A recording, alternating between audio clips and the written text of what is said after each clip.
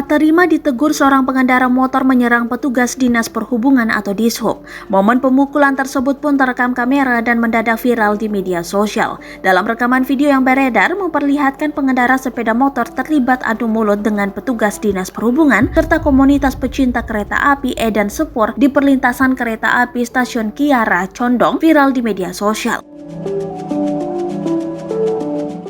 Video tersebut salah satunya diunggah akun Facebook ini pada Jumat 3 Desember 2021, juga akun Instagram @berita_kota_bandung.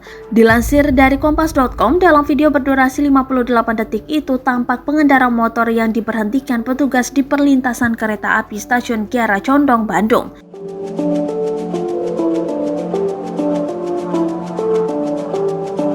Pengendara motor dan petugas yang diketahui dari Dishub Kota Bandung terlihat saling cekcok adu mulut hingga akhirnya petugas Dishub dan komunitas Edan Sepur mendapat serangan.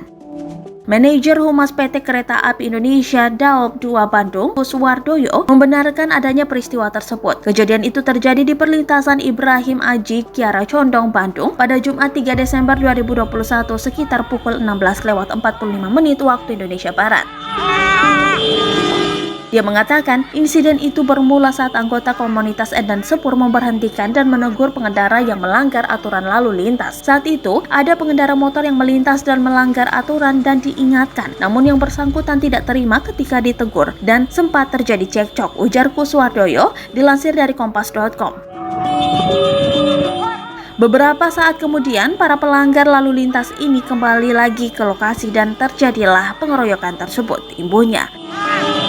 Saat ini, terang Kuswardoyo, para pelaku pengeroyokan sudah ditangkap oleh pihak yang berwajib.